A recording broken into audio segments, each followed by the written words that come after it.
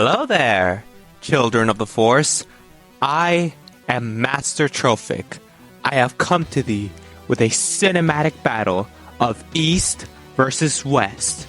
Instead of a Monkey Man and Smallville, we have Luke Skywalker, Grand Master of the New Jedi Order, and Artoria Pendragon, the once and future King of Knights. Icons of heroism that can emit the brightest of lights in the darkest of hours, and wielders of the most legendary blades in all of fiction. Today, we shall uncover the root of all things and decide who the Force will side with in this bout of these faithful Knights of the Order. Welcome to Fiction Duel.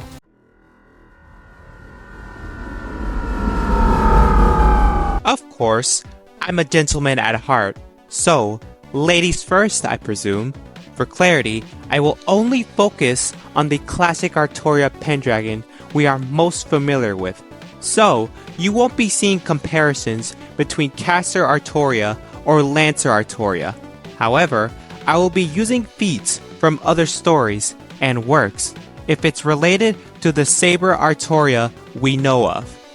Now comes her biology, being born with the concept of the Red Dragon, which represents the natural idea to protect Britain and to help it prosper. In comparison to most mages who can produce magical energy like a car generator, Artoria possesses a magic core. Thanks to her dragon heritage, her ability to produce magical energy for herself is more akin to a nuclear reactor that can rival the output of a divine spirit. She has her limits though.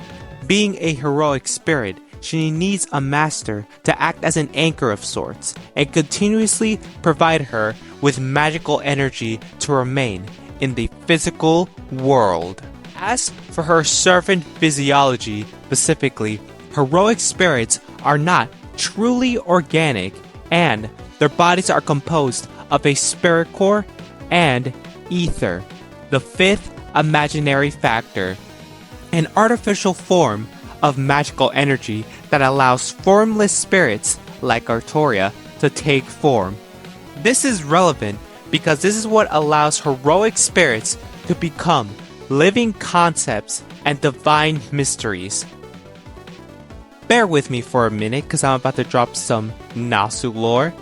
Magecraft is an imitation of true magic / sorcery, and both are classified as mysteries.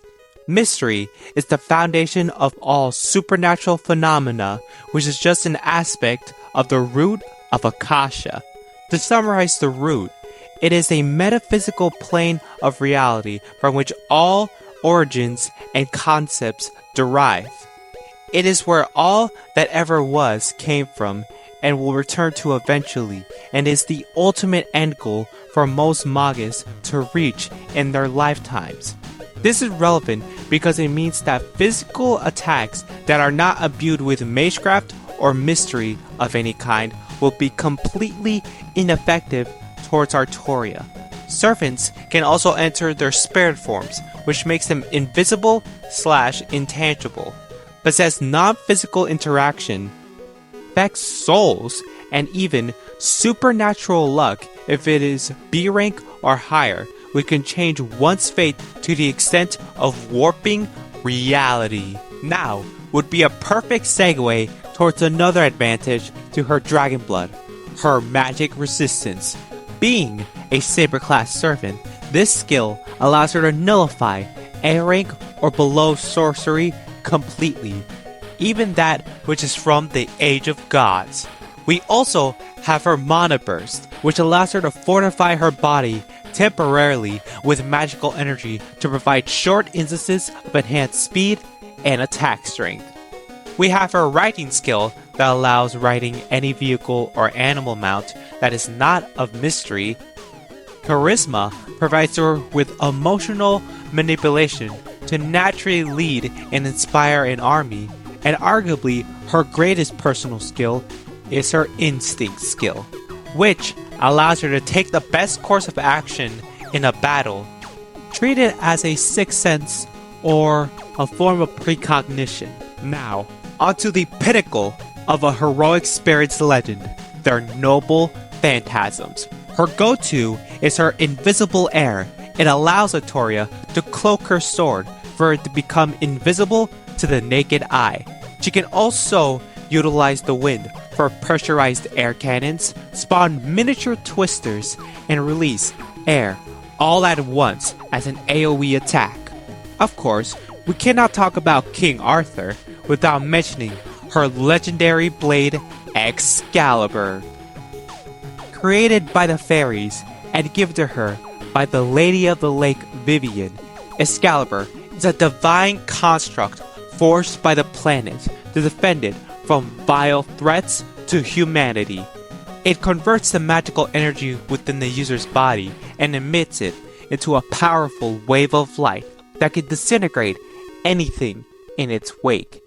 It is important to note that Artoria cannot unleash the full might of Excalibur without fulfilling the requirements of the 13 restraints of the Round Table placed upon it, and it requires 2 functional arms to activate. Now, for the final and arguably Artoria's most important noble phantasm, Avalon, the ever-distant utopia. By invoking the true name of the divine construct, Artoria is shielded within a bounded field that transports her into the land of the fairies. This barrier protects Artoria from all outside interference intended to harm her. It can protect the user from attacks up to the 6th dimension, though this will later be retconned. It is a defense that is on the level of sorcery, meaning not even the 5 true magics can bypass Avalon. Another thing worth noting is Avalon can repair cursed wounds, regenerate the user's body, and even allow Artoria to use Excalibur up to 4 times in a row. Well, it seems like we must sheath this discussion and grade shift to the next segment.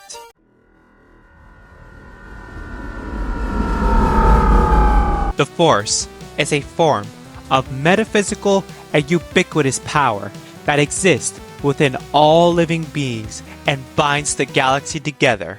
There is the living force, the life force energy within all creatures, the cosmic force, which relates to life after death, the physical force, which deals with the environment and immediate surroundings, and finally, the unifying force, which utilizes the idea of space-time itself.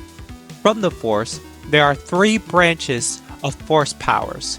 There is Control, enhancing the efficiency of your own body, Sense, focusing your perception of the world, and Alter, influencing the living and non-living things around you. Being considered a Master of the Force by 44 ABY in the Legends timeline and scaling towards other Jedi Masters and Sith Lords like his father before him, Luke should have a relative level of knowledge and mastery of the light/dark side of the Force, which would provide him with a multitude of Force powers.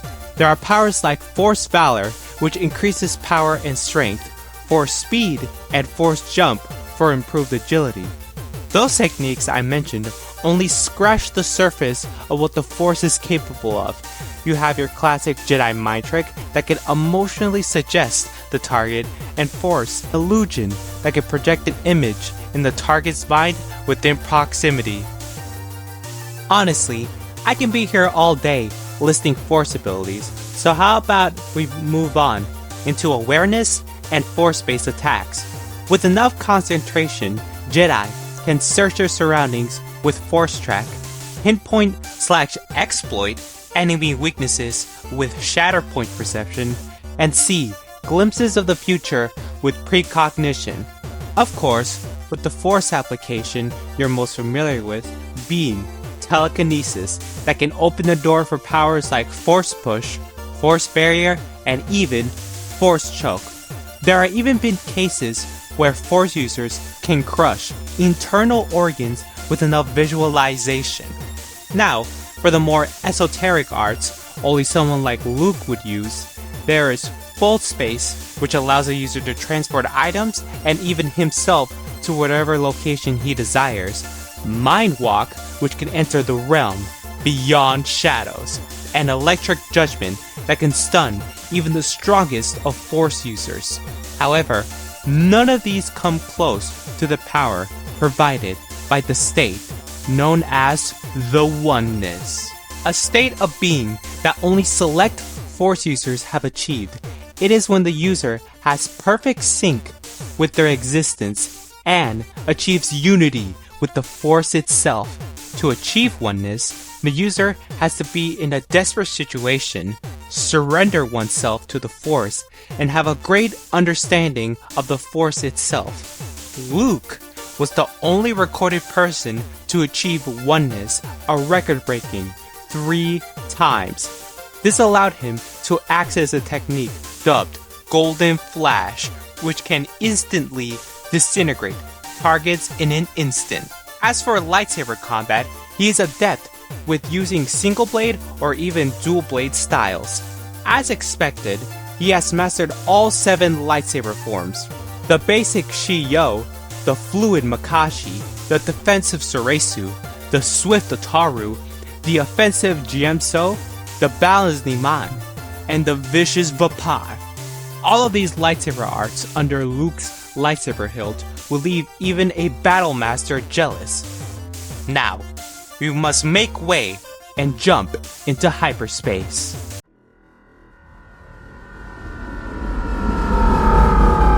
Remember when I said that this matchup was like Goku versus Superman?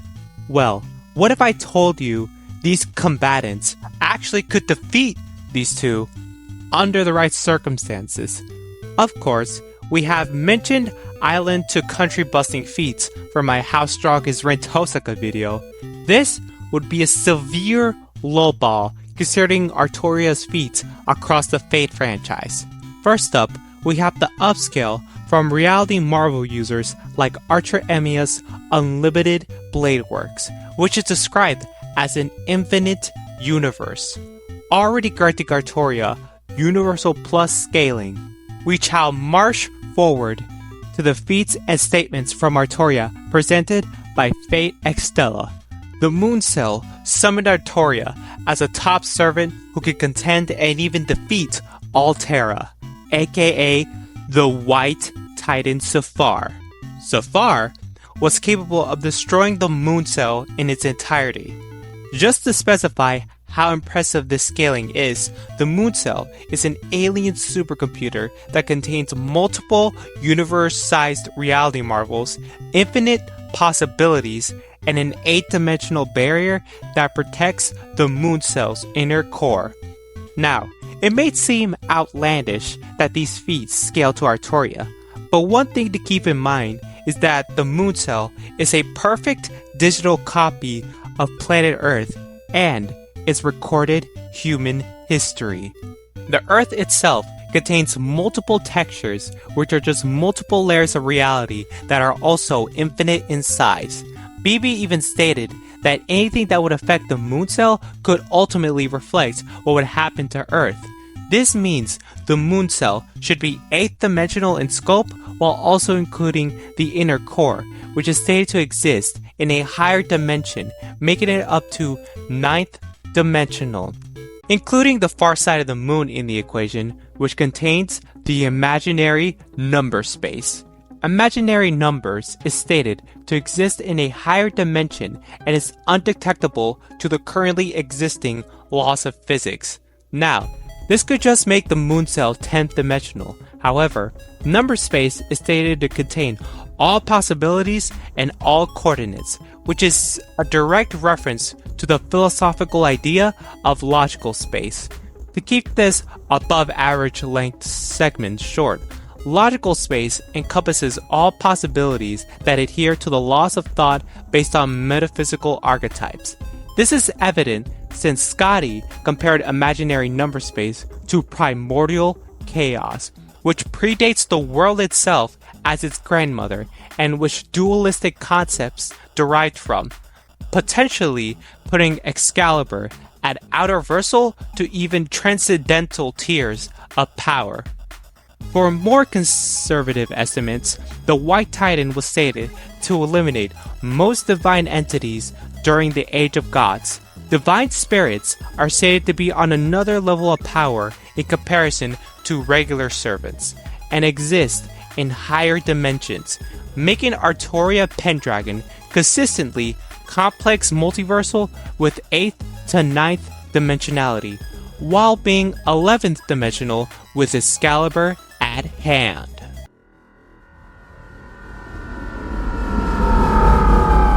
For starters, you have Vader's iconic line, borderline making Luke planet level by the time of Return of the Jedi. That may be true for Disney canon, but for this segment, we will focus on the Legends continuity.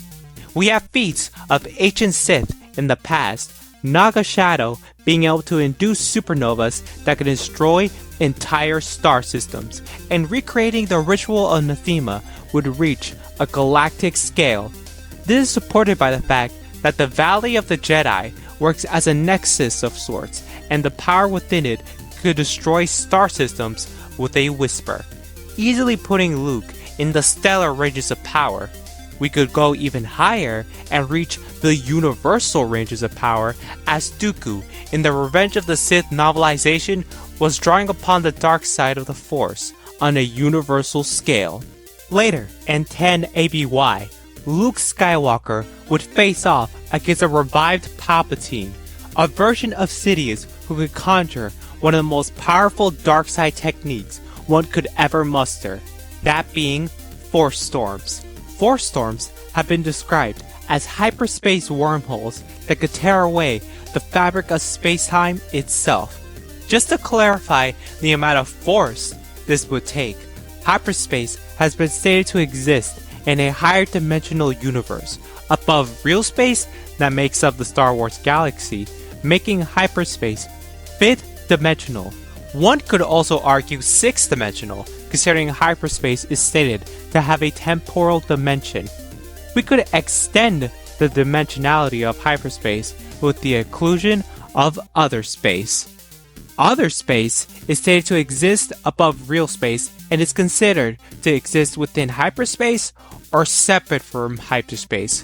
For this analysis, we'll just say that it's within hyperspace and utilize the same logic that the extra dimension has its temporal dimension, which is evident with the existence of black holes in other space, making the clone of Darth Sidious 8th dimensional. Luke would soon defeat this version of Sidious, putting him on the same level. Luke would be able to reach the 9th dimension if he believed the realm beyond shadows exists in a higher plane, and the Force is stated to exist with beyond the shadows, and Jedi have been said to view the world in a higher plane of existence, or taking into consideration the higher dimension the ones disappeared into. Now, for the moment you all been waiting for, the scaling involving Luke defeating the Bringer of Chaos, Abeloth.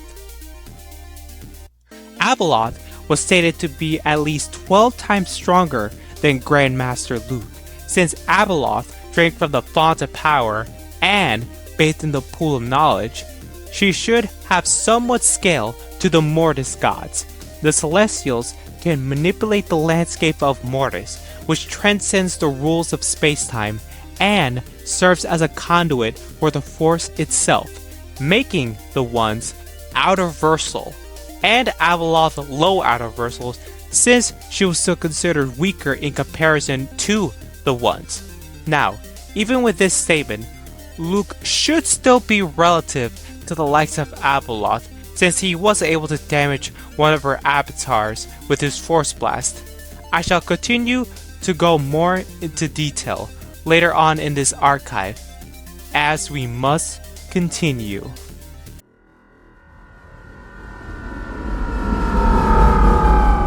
Both Luke and Saber have multiple showings of being faster than light, with even average Jedi being able to block blaster bolts, which are lasers that travel at light speed, Iskandar being able to dodge Excalibur, and Saber fighting Lancer at near light speed.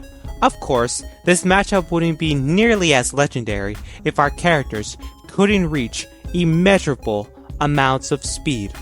Artoria's argument for being immeasurable is that she was able to defeat Tamamo no Mai, who was empowered by the Moon Crux. While being empowered with the entire Moon Cell, she was able to travel backwards in time with her raw speed alone. It is stated that heroic spirits exist without the concept of time and can operate in spaces beyond time itself. Of course, being able to keep up with Abeloth is no easy feat, as Abeloth was able to reach the realm beyond shadows with her speed alone, where the concept of time is a mere illusion and the idea of space and direction is irrelevant. Make it so that Grandmaster Luke has immeasurable speed as well.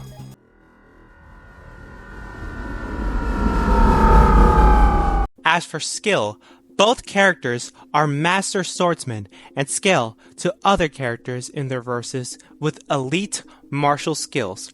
Saber was praised by the likes of Kojiro Sasaki, whose skill with the blade transcended time, space, and existence itself. Not to mention, thanks to her luck and instinct, she was able to dodge the Tsubame Geishi sword strike, which can bend the laws of physics. She also managed to evade Ku Cullen's Noble Phantasm Gate Ball that can reverse causality. In Legends, Luke can resist the pull of black holes or move singularities in their entirety if he so desires, could use force speed to the point that it appeared that he had 30 lightsabers at once, and could even slow down his perception of time, could pull a reverse Jesus and walk on lava, and sense the presence of millions of beings across a given area. His most impressive feat was being able to harm the Yuzong Vong, beings who were completely disconnected from the Force and were nearly immune to Force attacks. Luke, in his oneness state, was able to force push entire armies of them in a single attack. Another feat performed by Luke was harnessing enough Force light to harm Abeloth herself, which was implied to be the oneness as well. We have reached the end of this rundown, but to make things clear that we know how this fight is going to go down, this will take place in a remote planet. Though, this will not affect Saber in the slightest, as she will be a servant that is fully incarnated into the physical world. With Rid Tosaka being her master, the parameters of Artoria will be at her best, and due to the nature of summoning heroic spirits, Saber will have some knowledge of the galaxy and the Force itself.